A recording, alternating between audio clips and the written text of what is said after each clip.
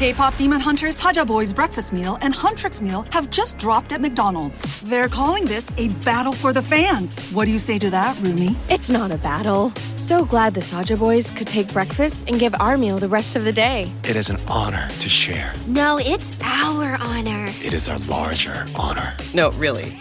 Stop. You can really feel the respect in this battle. Pick a meal to pick a side. Ba-da-ba-ba-ba. At participating McDonald's while supplies last.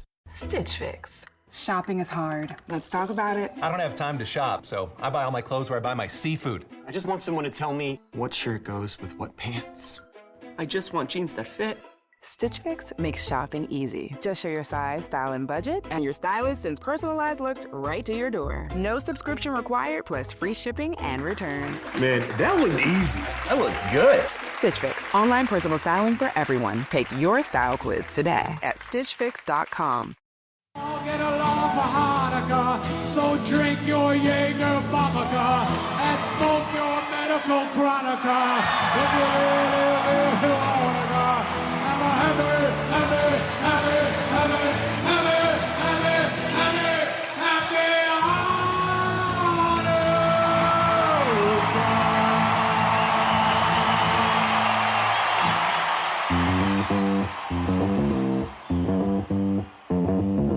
Live from Joe's mom's basement, it's the Stacking Benjamin Show.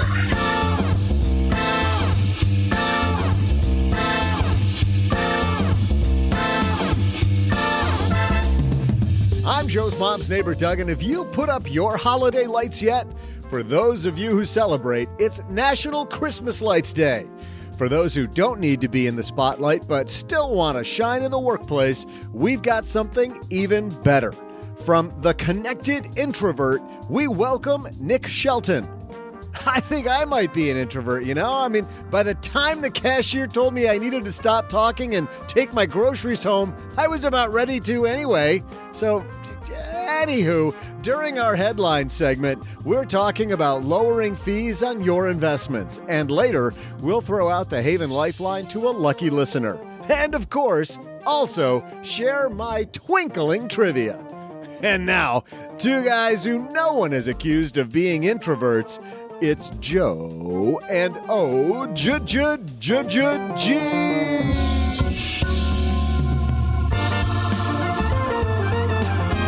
That's funny because I actually play an extrovert on the radio, but totally introvert here. You like people, though. You're a people person. Yeah, but I need my Joe time.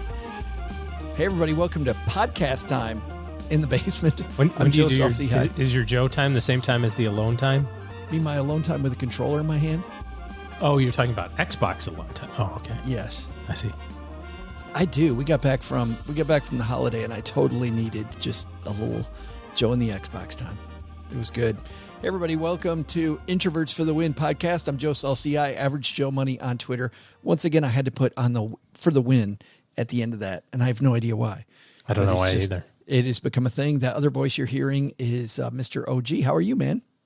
Just another beautiful day in paradise. Yes. We didn't talk about this on Monday's show because, we kind of had to pre-record that. But how was your holiday?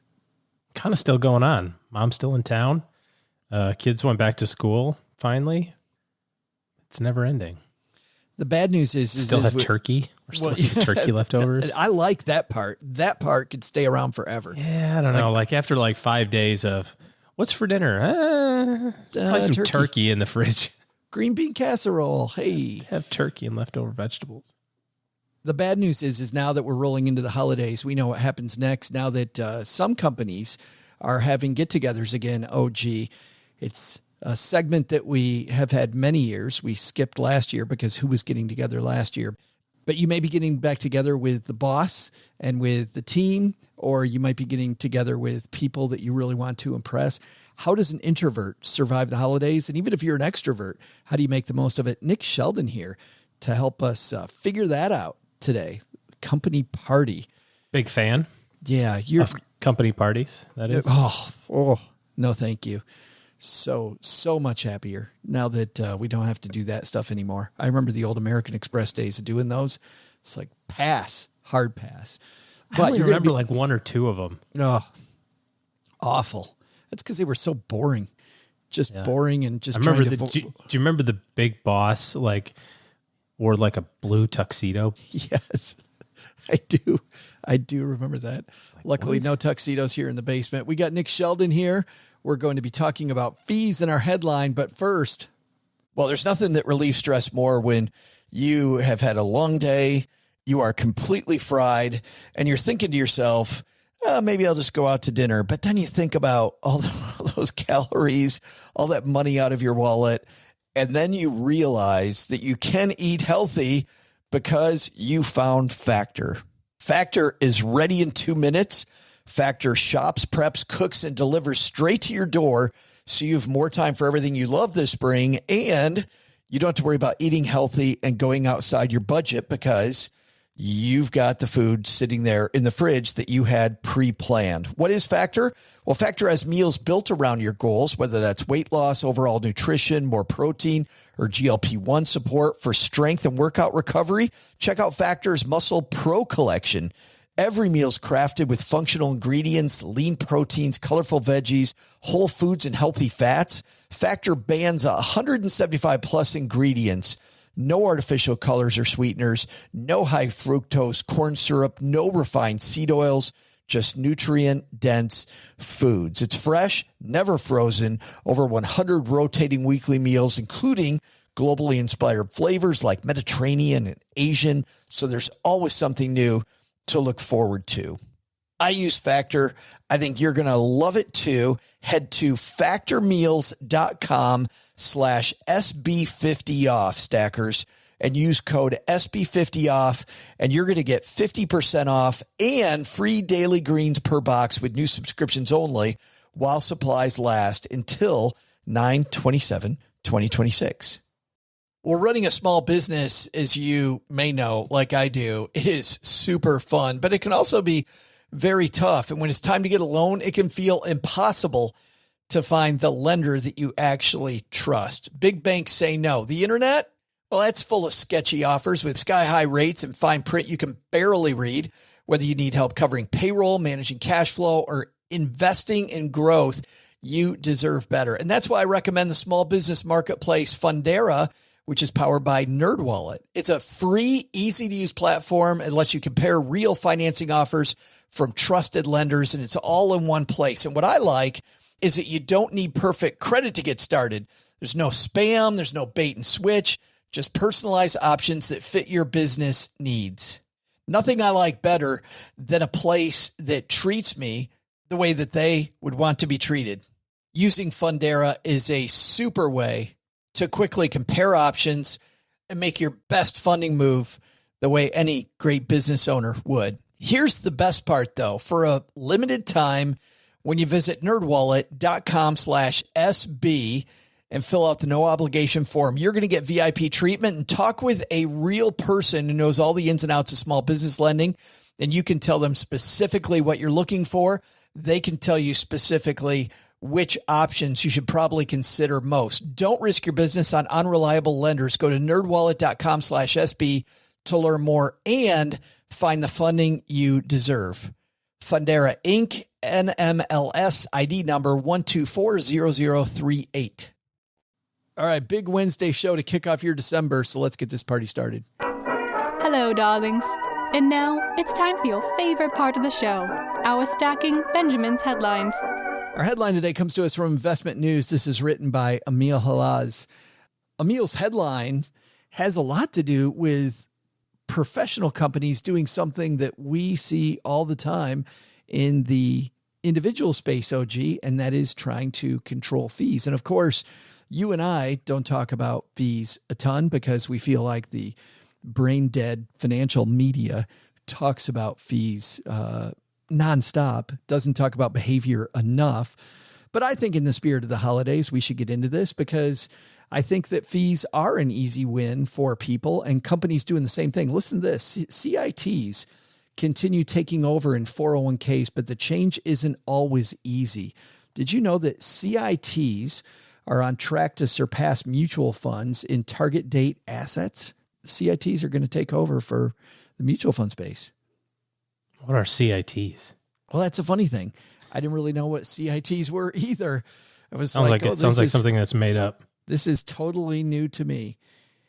According to Cerulli Associates, CITs, collective investment trusts, are taking over the target date space. The products, which are sponsored by banks or trust companies, function similarly to their mutual fund corollaries, but don't have the same reporting requirements. And because of that, they're allowed to save a bunch of money, which these companies all have already shown that they're passing on to you and I. And what's strange is that not only do you and I not know anything about CITs, it turns out that plan advisors don't know a lot about CITs. So when these companies that run them go to the advisory committee and say, hey, we want to replace your target date fund with CIT driven target date fund to save everybody some money, a lot of the time they have to do a whole presentation on how CITs work. CITs, by the way, now at 43% of all target date assets last year, $1.18 trillion. A sneaky asset class because I had no idea. Is it really an asset class though? Or is it just a different type of product? Totally you're right. Totally just a different type of product. Same asset class, different way of managing it, which is lower fee. This is the same thing the ETFs really did to mutual funds initially in the space for the average person out there, where, between a mutual fund and an exchange traded fund, now that trading fees have changed and have largely gone to zero, I think is there any reason to use a mutual fund versus an exchange traded fund if you have both choices? Well, I mean, certainly all of the new money and all of the new product creation and all that sort of stuff is going in the ETF space. And you're seeing a lot of investment companies move their mutual funds into ETFs. There's some tax savings there that we've talked about before, and companies know about those tax savings and people want to participate in that. But I also think that what you give is something that you get eventually, right? I mean, or get is what you give. And it'll all work itself out. If the industry moves in that direction, then there'll be inefficiencies in some other space. Everything is moving toward obviously lower costs, which is great. Index-based products, which is fantastic. Lower turnover and lower trading costs, which is fine for the consumer. But there has to be something on the other side of it. You see, like, for example, on Schwab for their institutional portfolios or their intelligent portfolios, I guess is what they call them, right? Where they have kind of a made for you tool. It's commission free. It's, slow cost, all that sort of stuff. And there's 4% of your money's in cash, which we've talked about before as being really not that big of a deal. If you think about, like, it's not like you're going to have that money do something better in a short-term bond fund if you're not going to use cash, if you're going to use the same asset class type of thing. But Schwab right now is getting sued in a class action suit for not paying good enough interest. And they're like, well, we got to look at this big building. It has a mortgage, and all these people in it. We got to pay for them somehow. So when Fidelity shows up and says, hey, we're going to save you a whole bunch of money, I'm often a little suspect of that. You know what I mean? It's like, maybe they do, but no, I totally agree. What way am I getting it on the other side? You know what I mean? Yeah, they're not just saving you money. They're saving both of you money. I mean, you're right. There's somebody who's losing out on the proposition. And in this case, it seems to be the mutual fund industry losing out as they create a new product category that is able to undercut. But this is also something I think that the average person should look at, OG. I mean, don't get me wrong. You and I have talked a lot about behavior as the reason why people don't retire on time, not fees. But listen, if you're in an expensive mutual fund, and there is a much cheaper choice in the same category doing the same thing. And hear me clearly, cheaper does not mean better, but if there's two choices, hell, go with the one that's less expensive. Yeah. I mean, again, we don't think, at least I don't, I'm not going to speak for you, but I don't think that the reason that you use an index-based product or an inexpensive product is because there's no such thing as outperformance. And we get that kind of screwed up because people say things like, well, you can't outperform, so you might as well have an index. You can. And there's lots of examples of companies and people who do over long periods of time. In fact, a lot of those, just look up, pull up a Kiplinger article of top performing mutual funds over X period of time, 10 years, 15 years, 20 years, whatever. they're not going to be the least expensive choices. They're going to be expensive.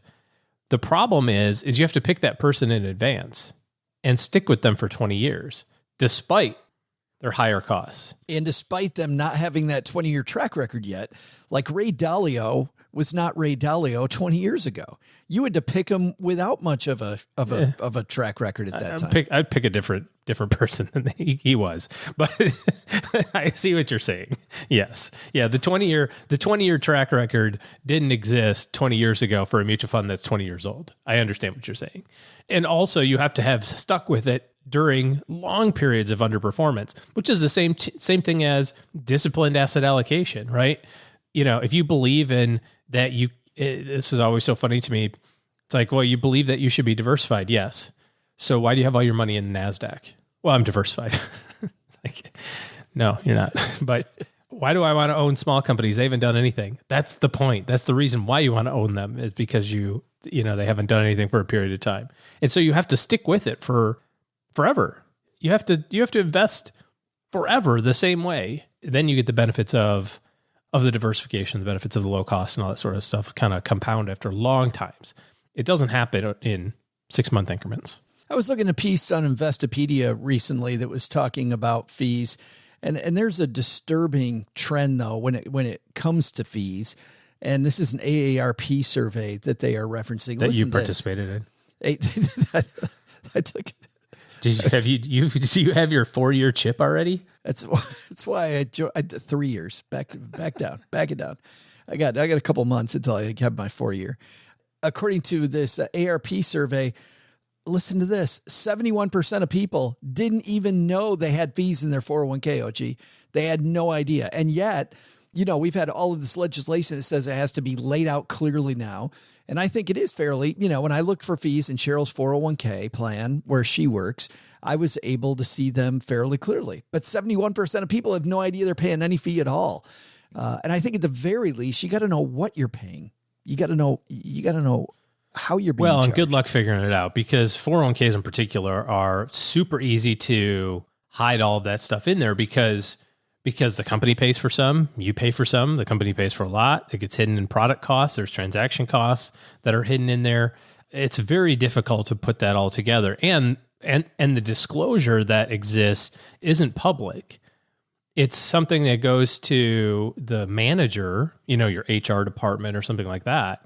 And they're quite reticent to hand that stuff out too. It's one of the areas that is still, you're just kind of seen it gone through all the different layers, right? Individual stocks are now free to trade, and ETFs are very inexpensive, and mutual funds are converting to ETFs. And there's one little piece there, and that's the retirement plan category that companies are still hanging on to.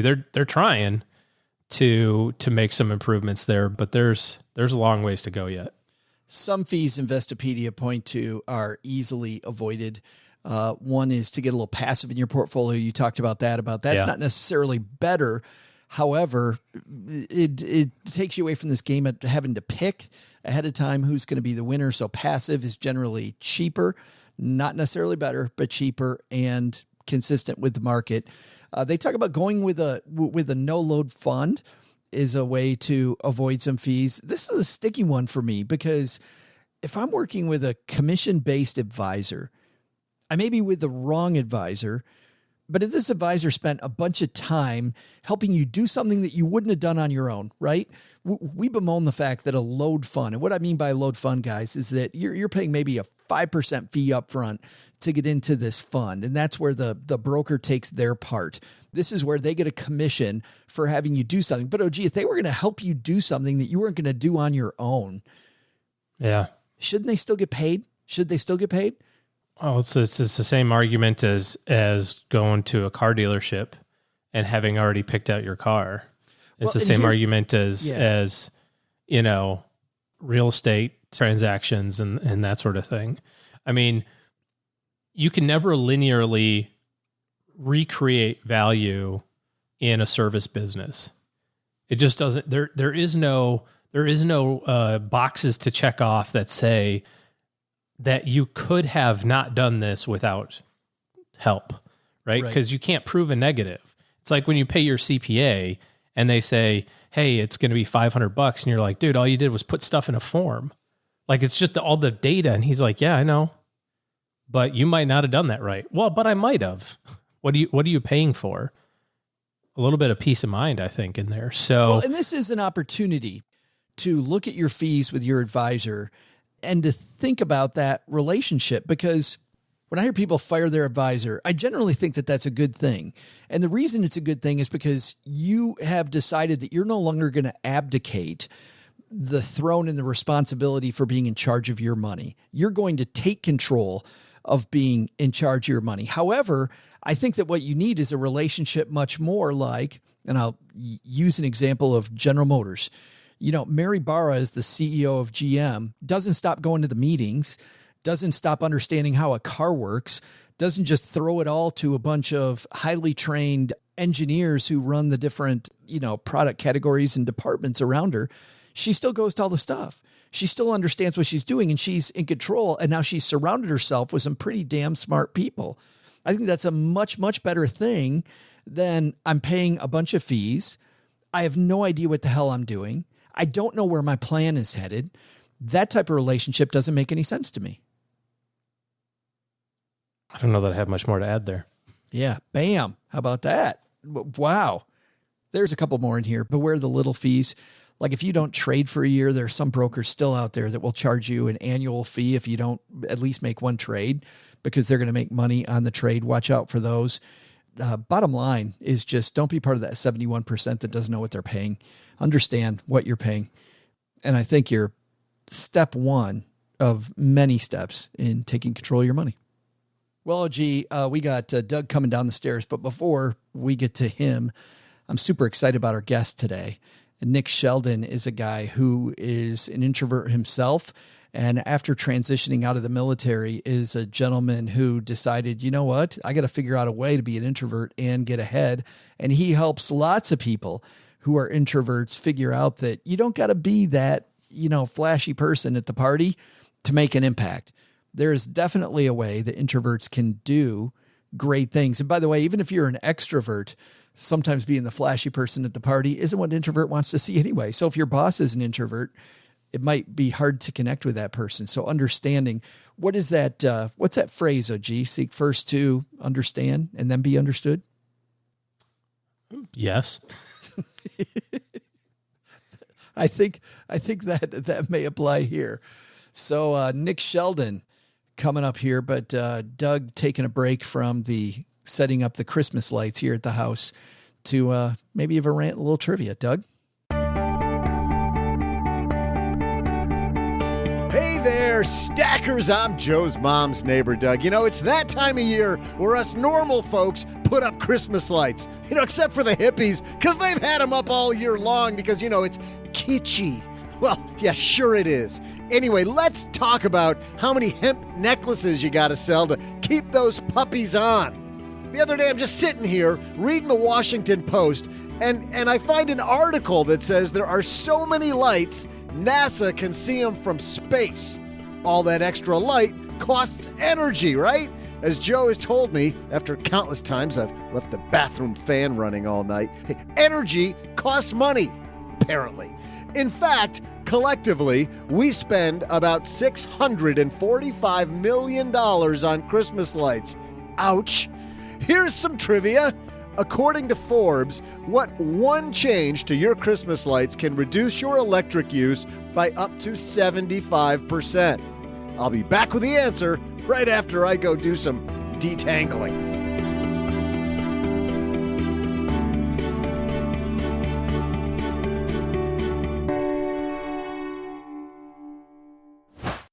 Navy Federal Credit Union's Cash Rewards Card can help you slay the season this year. You can earn up to 1.75% cash back on all purchases when you sign up for direct deposit. You can redeem points as soon as you earn them.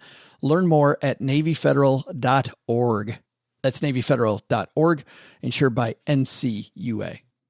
I had a breakfast mentoring meeting yesterday with a young woman who was just amazing. She is graduating from college with a degree in wealth management, and she reached out hoping for some pointers. And listen, if somebody's in Texarkana and wants to go into this beautiful field of personal finance and helping people get their money together, That is incredible. But even more incredible is how she reached out, how she was trying to network.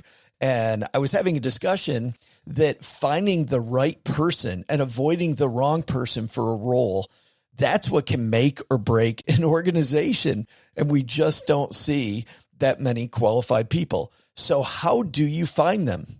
Well, Indeed sponsored jobs is a boost whenever you need to find quality talent. If you're hiring, Indeed is all you need. You can stop struggling to get your job post even seen on other sites. You'll match with quality candidates with Indeed's sponsored jobs. Get matched with and hire quality candidates who can drive the results you need. Reach candidates who meet your specific criteria like skills, certifications, or location. It drives me crazy when I'm matched with all kinds of people who aren't a fit. I don't have that kind of time. People are finding quality hires on Indeed right now. In the minute I've been talking to you, companies like yours made 27 hires on Indeed, according to Indeed data worldwide. Sponsored jobs posted directly on Indeed are 95% more likely to report a hire than non-sponsored jobs. Spend less time searching and more time actually interviewing candidates who check all the boxes. Less stress, less time, more results. When you need the right person to cut through the chaos, this is a job for Indeed sponsored job. And here's what's cool, Stackers. You're going to get $75 in sponsored job credit to help get your job the premium status it deserves at Indeed.com/podcast. Just go to Indeed.com/podcast right now and support Stacking Benjamins by saying you heard about Indeed right here at Stacking Benjamins. Indeed.com/podcast. Terms and conditions apply. Hiring, do it the right way with Indeed.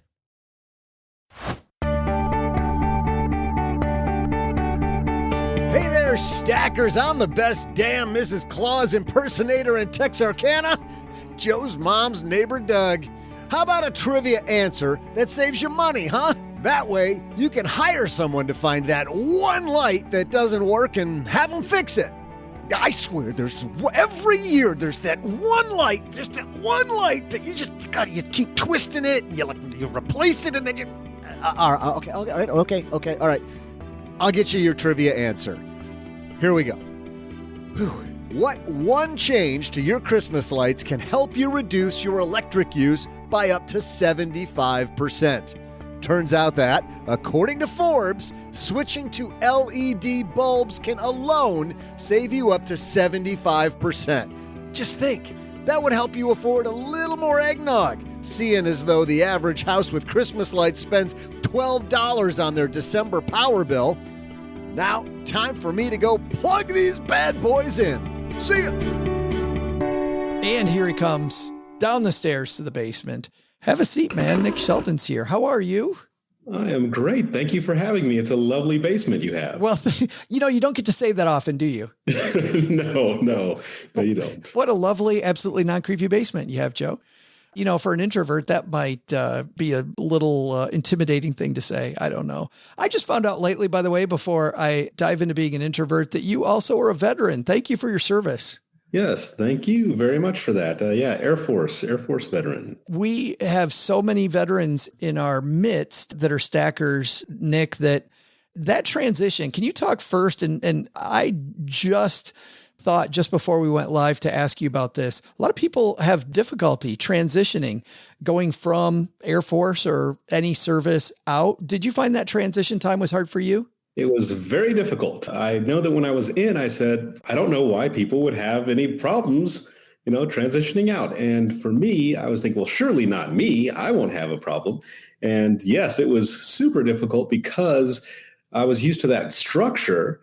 You're in these really close-knit groups of people that you're working with and this really good structure. So you know exactly where you fit into the structure and exactly what your duties are and your job is. And then when you get out, you don't have that structure or that tight-knit group around you anymore. And it is, some people deal with it better than others. I did not deal with it very well at all. So obviously you found a way as an introvert, though, to kind of create your own map and your own structure. And now you travel the world helping other people get some of that structure.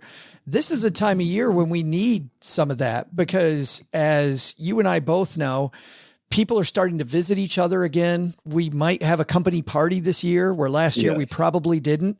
We may be in these social situations, the neighborhood get together, our religious organization, whatever it might be.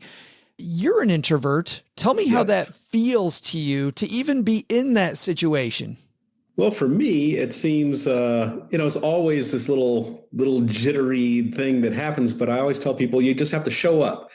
Well, once I show up, then, things can happen. Even if I don't do anything else, if I only show up, then that's the biggest step, because most people will just say, well, it's a bunch of people I don't know. I just won't go. I'll sit this one out. I'll have an excuse. But I find that if you can just show up, that's half the battle right there. I love that advice, especially now, because I know I started going to conferences again. And as a guy who a lot of people think is an extrovert, and I'm totally an introvert, I remember at the first conference I went to, as I want to say post-COVID, but we're not there yet. But you know what I mean? Like after that long dry spell, I sat, Nick, in my hotel room for an hour for no reason before I could get myself to leave. So show up, I think, is good advice, but you know how hard that is. Yes, it can be very hard. So one of the tips that I tell people is if you can get pre-known before you go, that helps. So if it's a work environment, then you'll already know a few people there that you can say, oh, those are my people. But if it's some kind of other organization or event, then usually there'll be some kind of social media attached to it. So I'll say kind of observe the thread of chat that might be happening. And there's going to be maybe 2 or 3 movers and shakers on there that are controlling the conversation. And what you'd want to do is get on there and maybe ask a question or make a comment to whatever they're saying. And then you'll tell them, hey, I will be at the event coming up. I'm looking forward to meeting you. And now you'll say, like, I want to put a face with the name, that sort of thing. And then now when you walk in, you're not walking in totally cold. You're walking in with someone who's expecting to meet you there. And that person, if they're kind of a mover and shaker on the chat, they're probably also pretty heavy in that room as well. So you can walk up to them, they're expecting to meet you, and then they can introduce you to people that they think would be a good fit for you. So it's a really easy way to get pre-known if you don't know anybody. Boy, that's a great piece of advice. I think for me, as I'm listening to you talk and I'm imagining myself in that situation, sure, it helps me get known and everybody else know that I'm going to be there, but it's much more for my comfort, right? Like as an introvert, I feel way more comfortable if I'm not walking into a room of total strangers. Yes, exactly. And if you do have to walk into a room with total strangers, what I tell people to do is you're looking for people, you're hunting other introverts. You're looking for people who look like you feel. So you're going to be looking around the edges, looking for people that are messing with their phones, checking out what the Kardashians are doing or whatever. You say that person needs help. So you go and rescue them. So you go and engage with that person that's trying to blend into the wall. And they are going to be very happy to see you. And it's just much easier than trying to go into the middle of the room and find the most boisterous person. You just say, okay, that person is that they look like I feel. They look like they are trying to not really be here and blend in. I'm going to go over there and talk to them. Wow, that's fabulous. Because once again, as I'm hearing you talk, I'm thinking of every time I've tried to help somebody else, that gets rid of the pounding in my chest. I'm no longer worried about me. I'm worried about making sure this person feels okay. And that service mentality kind of really helps. You say on your website that you are the 5 people, and people probably heard this before, you're the 5 people that you surround yourself with. Are you going in looking for who are these 5 people? Like if I'm an introvert, you talked about maybe going on the website ahead of time, but if I'm going to the company party event, am I kind of thinking about who those 5 people are that I want to see ahead of time? So there's 2 ways you can think about that. So I don't do that. There are some times where I will say, who are the people that are going to be there? So if I know the names, then I'll kind of look on LinkedIn and kind of get a little background information. So if I do meet them, then I can already have some conversation topics prepared. But usually my goal and what I tell other people to do is just try to make one solid connection. It doesn't have to be some one of your top 5 that you're going to surround yourself with, but it could just be in this, some people will say, I'm going to try to meet 10 new people while I'm in there. Don't put that pressure on yourself. Just say, I would like to meet one person that I would maybe consider a friend later, somebody that I would like to learn more about and maybe see again at another point. And you might meet more people, but you want to come away with one solid connection. And if you don't, that's fine. But if you do, you have a new friend. Because we're trying to go deep instead of wide. We're trying to make real connections with people, spend a little time, get to know them. If you find someone that you actually connect with, that's great. One person, that's all you need to make it really worth it. And if not, that's okay too. All of your points so far sound like they revolve around a single phrase that I'll use, which is take some of the pressure off yourself. Yes, absolutely. Yeah. So I've got somebody in my sights. I'm in this situation where, for whatever reason, I'm going to talk to them, right?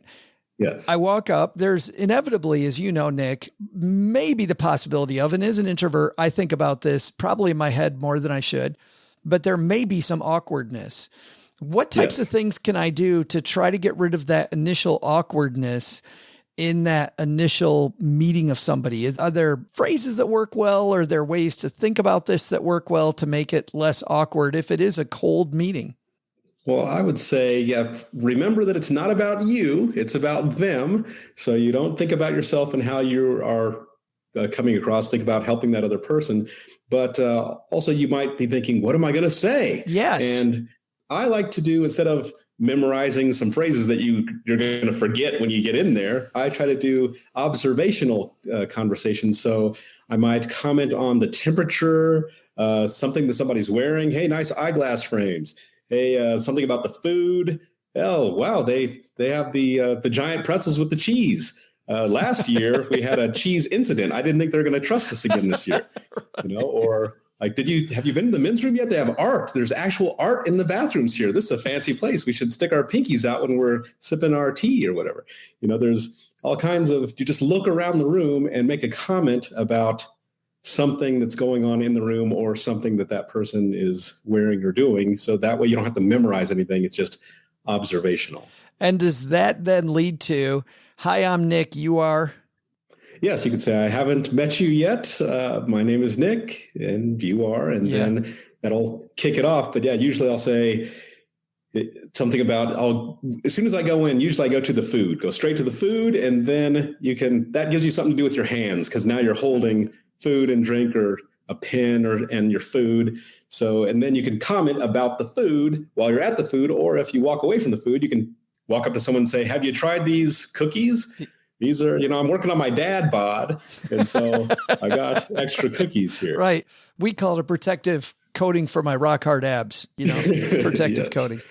Other thing that scares us introverts, as you well know, is I get into a conversation with somebody that is clearly the wrong conversation. Yes. And I cannot extricate myself. I cannot get out of this thing, and I really need to get out. Do you have any strategies to get me the hell out of this? Absolutely. That's a really good question. This happens to everybody. So I always say you want to be talking in groups of 3. You're always searching for a group of 3. So when I said hunting introverts, you're going to find that one person, start talking with them. But as you're talking with them, as people are walking by, someone's going to not be walking with purpose. They're just going to be kind of moseying by, and you say, let's rescue this guy or girl, whatever. And you grab that person and you bring them into your group. So now there's a group of 3. And what the beautiful thing about the group of 3 is now the conversation flows really well. Everyone's participating. So if you start running out of things to say, somebody in that group of 3 can pipe up and carry it for a while. And then the conversation flows. If you have a group of 4, usually somebody's sitting out and just watching and not participating. If it's a group of 3, usually everyone's talking. And then this way, if there's 3, it's easy for you to exit, because you can say, oh, I'm going to go get another cookie to, work on the dad bod again, or I'm going to go check out the bathroom or go get a drink or whatever. And then those other 2 people, they're still there talking amongst themselves, and you can go start another group of 3 somewhere else. But if it's just you and that one person, it's hard to say, well, I'm just going to leave you by yourself and I'm going to walk off. But if there's 3 people, then you can leave them because there's still the 2. And the other person can say, I can't believe he's leaving me with this guy. but it's way easier if you have that group of 3. It is way. But if it is the 2 of you, I don't know. I would think don't be afraid of just ending the conversation, just saying, hey, I'm going to go grab something to eat. Yes. You can also do that as well. And it's not hard to do. It's harder when it's just 2 than it is with 3. But yeah, you can just say, I'll see you in a bit. I'm going to go over here. Yeah. I want to ask about follow-up. I finally met the person of my year. Let's say somebody that can, I'm at the company party. I meet that person that can affect my career. I had a fantastic discussion with them. I clearly want to follow up. Yes. Is there a way for an introvert to follow up? And then are there dangerous things I shouldn't do when it comes to following up? Ooh, I like that. Shouldn't do. Yeah. Well, let's cover the to do. Here's what I recommend and what I do myself is I like to, if I have their information, if I have their phone information, then I will actually record a video on my phone. So that way they can see me, they can get all the body language in there and they can hear me. So it's not just an email, and I'll say, hey, it was great meeting you. I just want to touch base, and maybe we can meet for lunch or get on a call and discuss this further. Another thing with that follow-up is I say, anyone that you meet, what I do is quarterly, every 3 months, I go through all my contacts on my phone and my email, and I make a list of who I should have talked to in the last 3 months that I didn't. Oh, that's big. That is big. I make a video and I send it to them. So it's really easy. It takes a few seconds to just send a quick video. And then that way you're caught up, that you're top of mind with them. You say, this is what I'm up to. These are my projects I'm working on. How are you? How's the knee after the surgery? How's the new baby? How are things with you? And then they'll catch you up on there. So now you know where they are, what projects they're working on. They know what you're doing. So that way, if there's something that they can help you with, they'll say, oh, he's working on this. I happen to be, he's looking for speaking gigs and we're looking for a speaker to do this thing. Or like if they have a son that's about to go to college and you are an admissions counselor at a college or something, then you can say, oh, their son is getting ready to go to school. Maybe he wants to come here. You'll already know. So it's not like they're reaching out after 6 years of not talking to you. Hey, my son needs to go to college. Can you help him? Say, you haven't talked to me in 6 years. So I wonder if you have an agenda. Right. So it's really nice to just stay top of mind. So I'd say when you first meet that person and the event's over, it's really great to send a video. If not, you can do a voice message. I did one this morning, sent out a little voice message, and because that beats the text and beats the email. If you have to do text or email, then you can, but I suggest the video and then maybe audio message. I have to tell not just you, Nick, but everybody hanging out with us that I've received those video messages and those audio messages before. And I don't like them. I've loved them every time. I love them because you can see, and a lot of times as somebody thanking me or, saying something nice, well, it's always something nice, but even if it's just a contact, I always feel so grateful that they took the time to do that. And this is the first time that I've thought about 2 things. Number one is it really probably takes about the same amount of time as it does to fire off the text or the email. Right. And then second is, why the hell haven't I been doing that? Like, I like it so much. Why haven't I done that? I should totally be implementing this because it, to your point, it's so easy, but we never think about it. And it's so much more personal. It's so much more personal. Yeah, absolutely. Let's talk bigger framework. Let's get out of this holiday season. And thank you for all of that.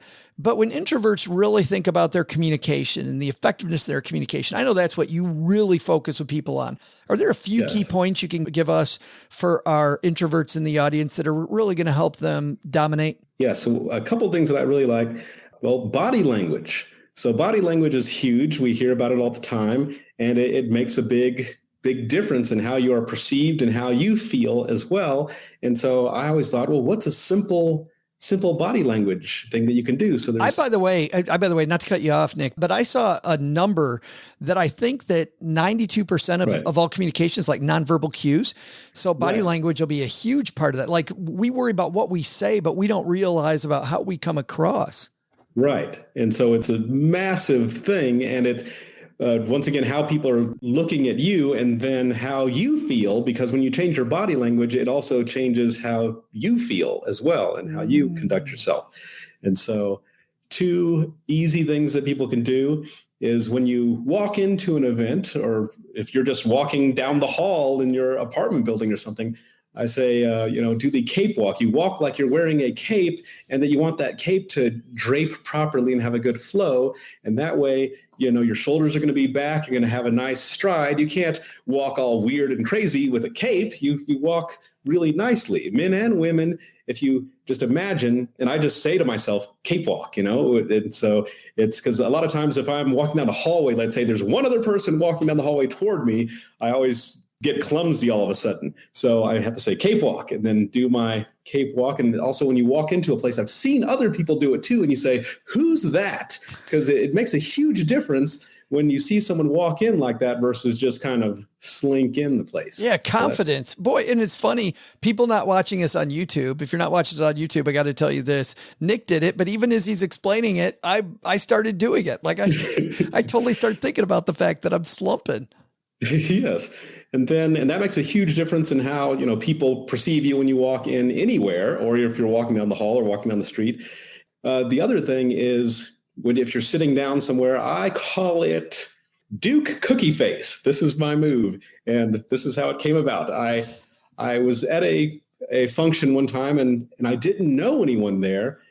I was there with a woman I was dating at the time, and I said, all these people know her. They're going to be seeing who did she bring, and they're going to be judging me, right? And they're going to be looking, and I don't know who's watching me when, what they're thinking. So how do I give the best impression? So it's I said, okay, for sitting, imagine a nobleman, right? A noble person. So I was like, okay, a duke or a duchess.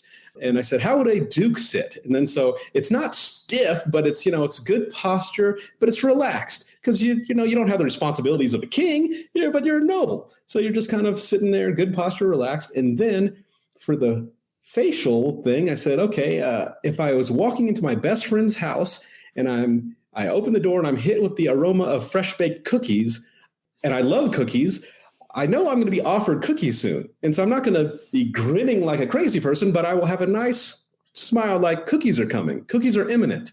And so it's Duke cookie face or Duchess cookie face. And so if you do this, I sit like a Duke would sit. And however you imagine a Duke sitting or a Duchess sitting, you sit like that. And then the cookies, or if you don't like cookies, if you have diabetes or something, sugar-free cookies or something, pie, apple pie, or something that you like. Insert the thing. Yeah. You insert the thing. And then you have that expression. And then it gives you this glow. And people usually approach you and say, I just wanted to come over and meet you, because you're giving off this aura.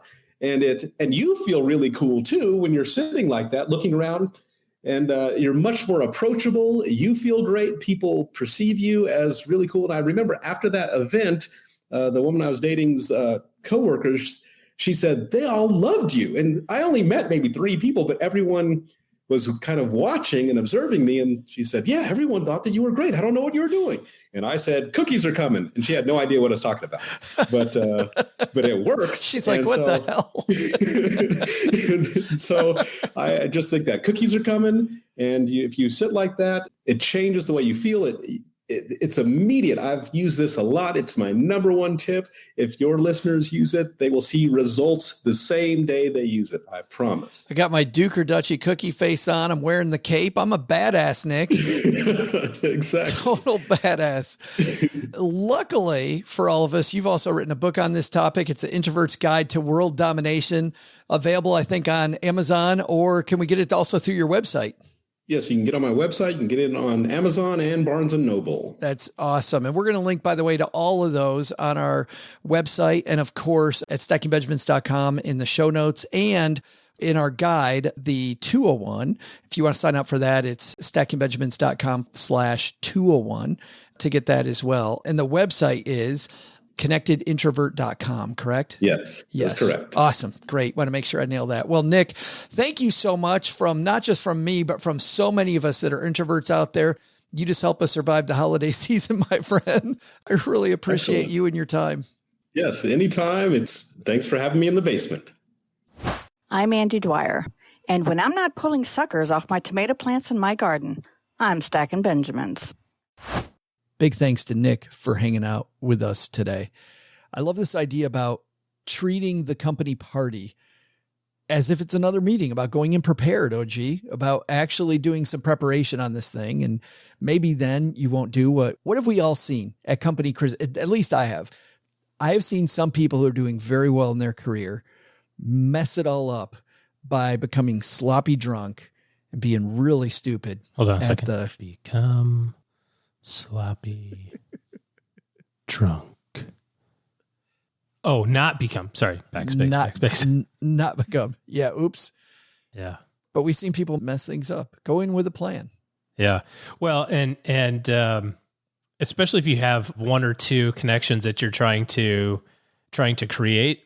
And I've seen this happen very recently in a separate thing that I do, just in a different field altogether. But a friend of mine knew a friend of mine knew a friend of mine, kind of like a couple layers away.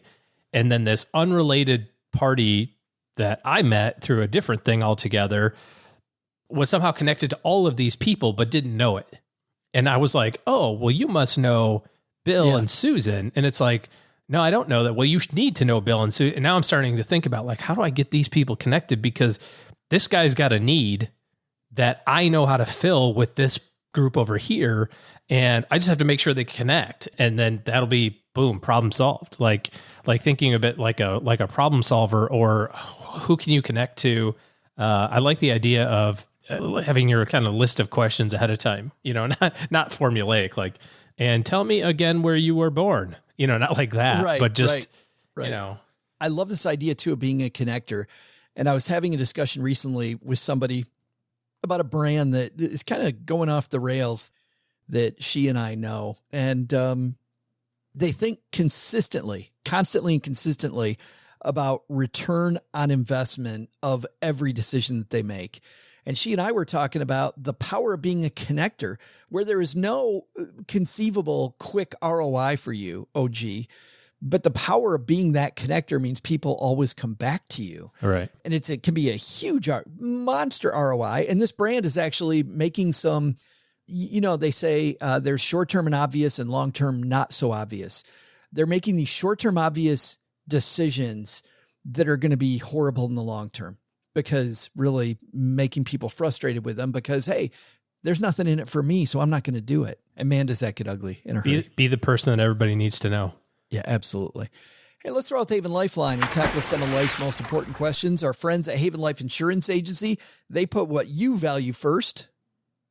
It's getting very close to Christmas cookie time. Oh. And when we were at Ameriprise, I'm sure you guys had something similar, but we were in different offices. A lot of people don't know that, but you were in an office in Troy. I was in an office in Farmington Hills. It was not terribly far away, but we didn't share an office space. But one year our office did like a Christmas cookie thing, like a book of all, like everybody said, well, here's my favorite, and made a recipe book, and I could never find it. Now, there were so many good, and when they brought them in and sampled them, and I finally found the book. It was like in a box in the garage of, like, how you have all that. Do you have all your stuff like from years and years and years, like binders of stuff where you're like, my planner from 1997. Yes, I need to know what I did in April of 97. Oh, good. It's here. I kind of wish I found my old, when we were moving, I found my old Franklin planner. Yeah. And I kind of wish I worked off a Franklin planner still, because I felt so damned organized. Just, the tactile feeling of going through your week and your days and plotting out what you need to do is so powerful. All of your A tasks, all your B tasks. Listen, this is how much of a nerd I am. I was using a Franklin planner in high school, like when I was a sophomore, like math test, B2. Yeah. C10. Yeah, that's funny. Go to the park with my buddies, A1. It's actually, you want to spend time with your loved ones. Which is, you can do when you're making cookies. Absolutely. And when you're using a Franklin planner, because you're carving out your time for what's important. It's not spending a lot of time on your life insurance, which is why they've made buying quality term life insurance, Haven Life, actually simple. Head to stackingbenjamins.com/HavenLife now. You'll get a free quote. Oh, gee, if I had you as my beneficiary, which you should, and this back pain I'm feeling right now keels me over, what'd you do with the $500,000? Ooh, I would talk to you about increasing it, because that's woefully inadequate for me to be comfortable on. I didn't know you had that much of a life insurance need. Don't we start off with life insurance need? I need you to have more life insurance. You got more than a $500,000 need on me. That's probably the reason why I don't have more. Is the answer's right there. I might find that you're bringing over some cookies, some special cookies. Hey, Joe, eat your cookies.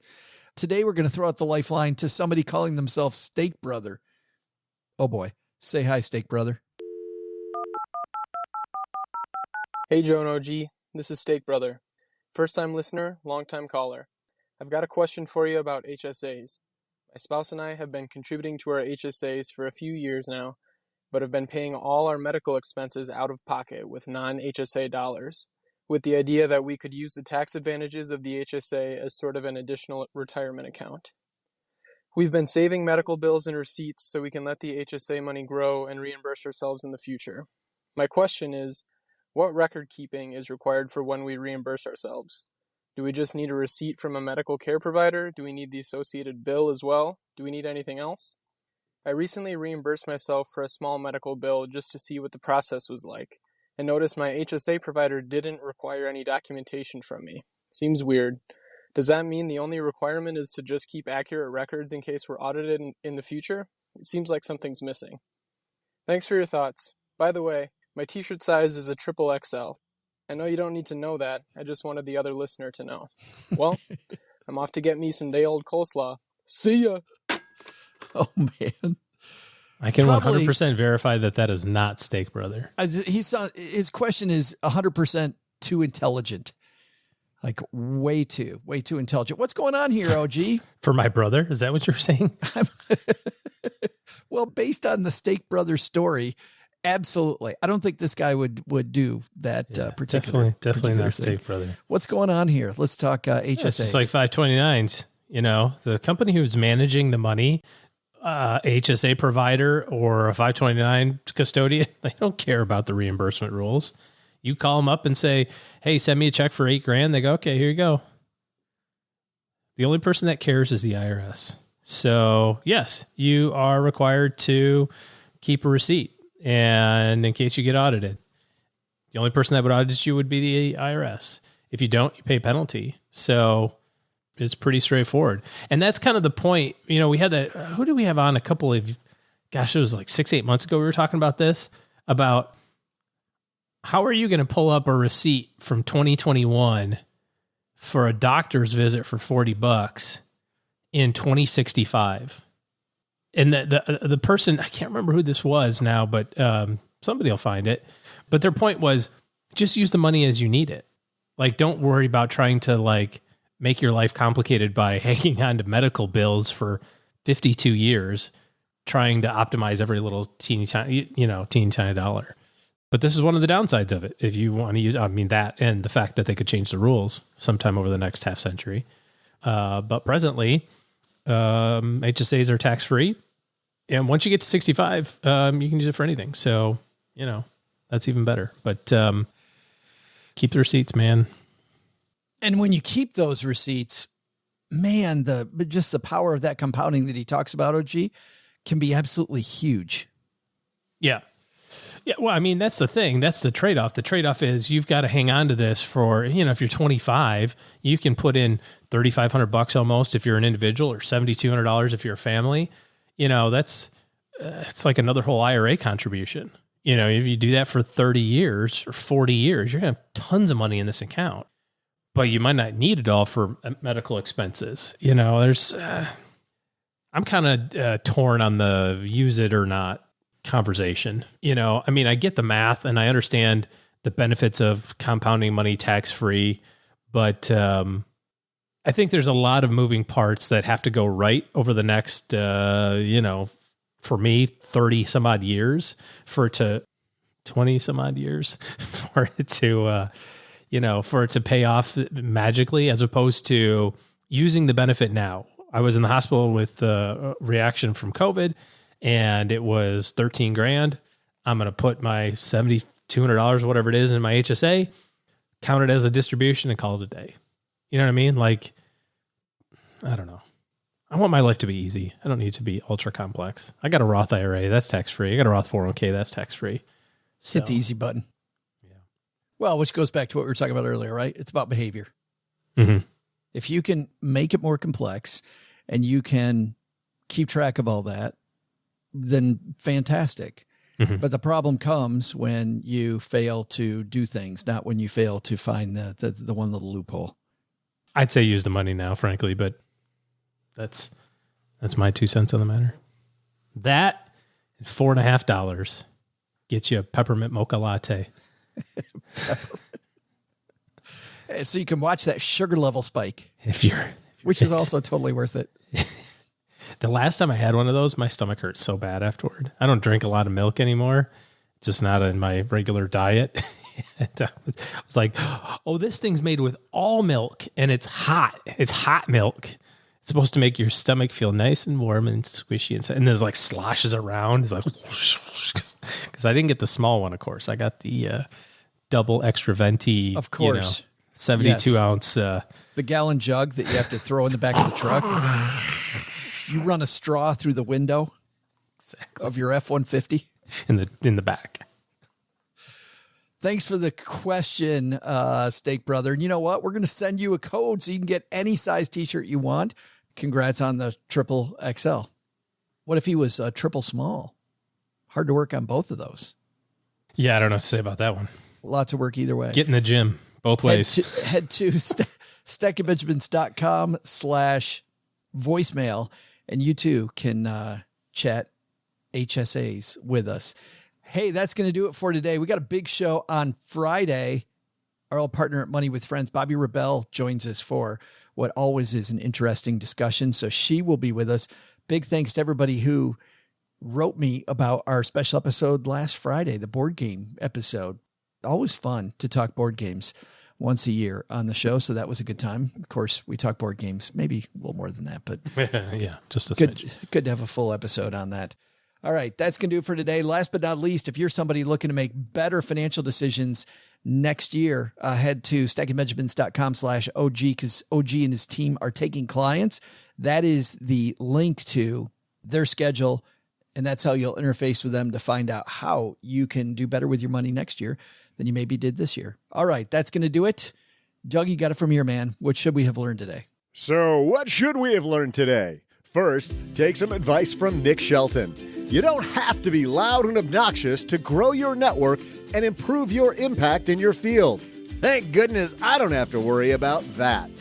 Second, Christmas lights are a wonderful way to throw away hundreds of millions of dollars a year. Maybe switch to something that'll save you a few bucks. Just like lower cost investments are an easy way to win as well. What are your investment fees? Start asking questions and you may pocket a few more dollars. But the big lesson? Don't waste money throwing out those old lights when you find a short in them.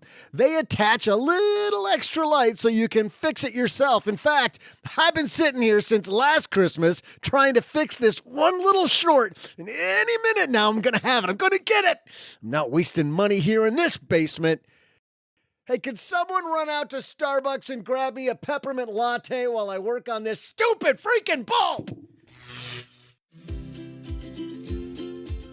Thanks to Nick Shelton for joining us today. You can buy his book, An Introvert's Guide to World Domination, at your local bookstore, bookshop.org, or wherever you find your literature.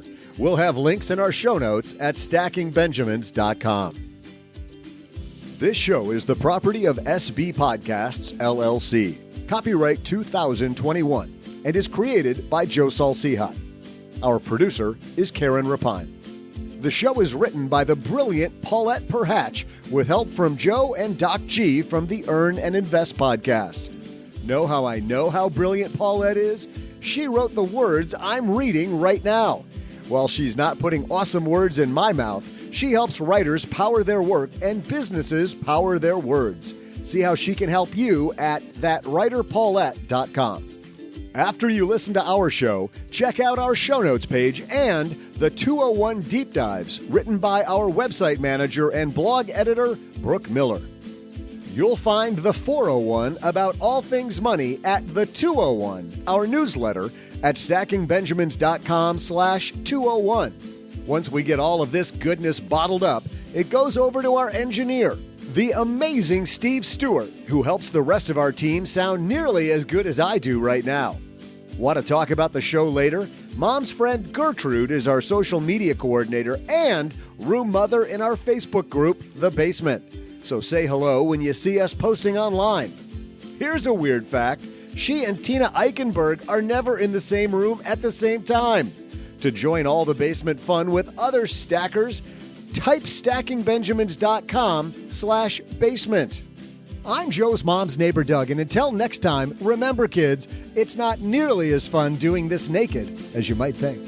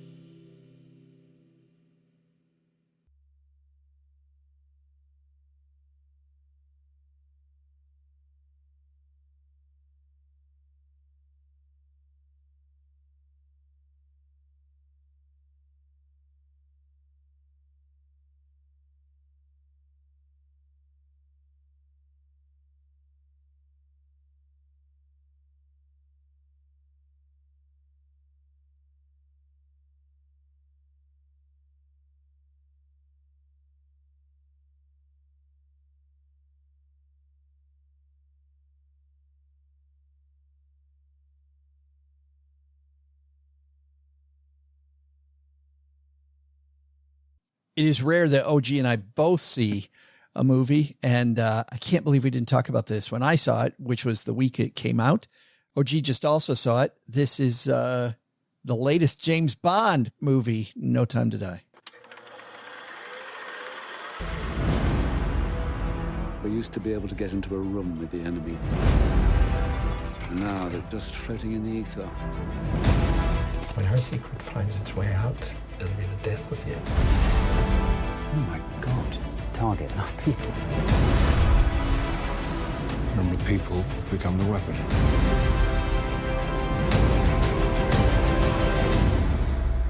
Who is he? James, you don't know what this is. James Bond. License to kill. In love with Madeline Swan. I could be speaking to my own reflection. Only your skills die with your body. And life is all about leaving something behind. Isn't it? Come on, Bond. Where the hell are you? Rami Malek plays the part, another great part, showing his diverse acting skills of the bad guy. The bad dude in this movie does a fantastic job as Daniel Craig. One last time, OG plays the part of Mr. Bond. And it's funny, the critics seem to like this. Colloquially, from the friend perspective, it's been split. Like, I see people that really didn't like this movie and other people that that loved it. So let me ask you, where do you come down on the final Daniel Craig as James Bond flick? I thought it was a little slower than the other ones. I thought there was a lot less stuff going on. It was very long. It was 2 hours and 40 minutes or something. I mean, it's every bit as long as any other movie. But then you put it up against like Spectre or Skyfall, which were probably the best two of that kind of series, if you will, these last 5, maybe. I thought Casino Royale was fantastic. The first one that he did.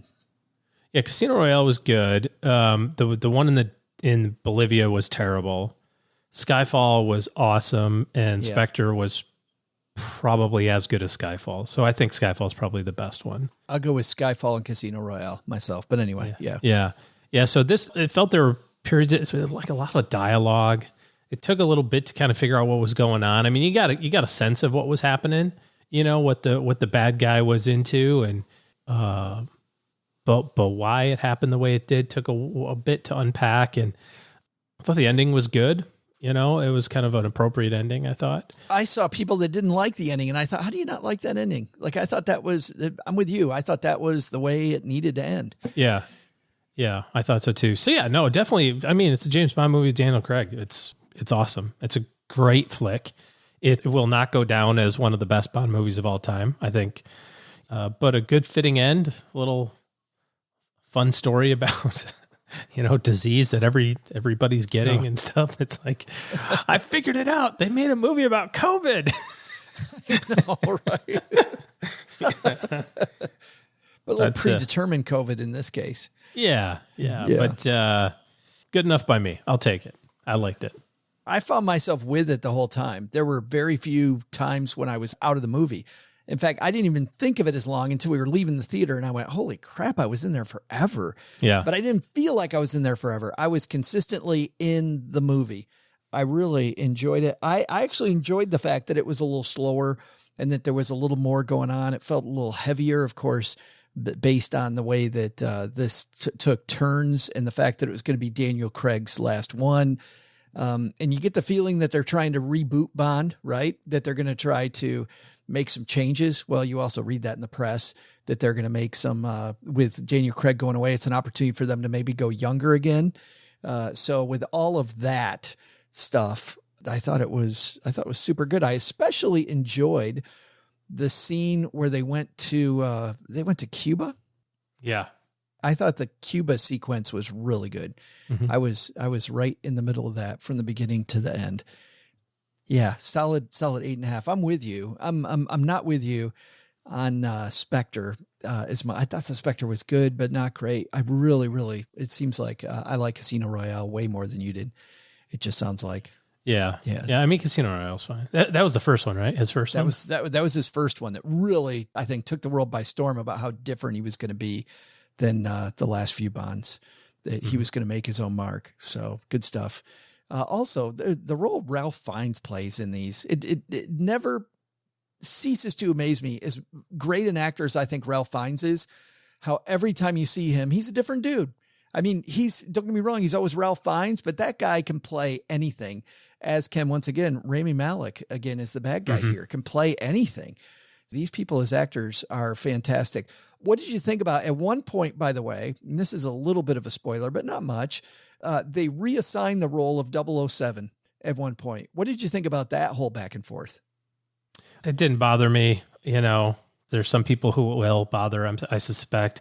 I thought it was funny when he gets reappointed and he's like, you're back to 00 status or whatever. And the other 007's like, and what's the number? and like, it just gets said. And then there's like, they keep on talking and then it gets said again. Like, so what's the number? And like, so the new 007 is like, what? Hold on. What number? I thought that was very well written. I thought it was just very well, a great back and forth about how in the big scheme of things, the number means nothing, right? Means absolutely zero. And it was a good point. Yet there's going to be this little point of contention through the movie, which I thought also made it fun. I thought so. Yeah. Good stuff. Go see No Time to Die. Rentable on Apple TV, which is how we did it. Is it now? Gotcha. Yeah, you can't buy it, but you can rent it right now. Yeah. Cheryl had knee surgery. So sadly, we are now digging into what's on the television. No going to theaters, which I've loved going back to the theater. So I'm kind of sad that those days are over for at least the next month for me, especially at this time of year when there's so many good movies coming out. I wanted to see Ghostbusters, and we instead saw a different movie that maybe I'll talk about next week.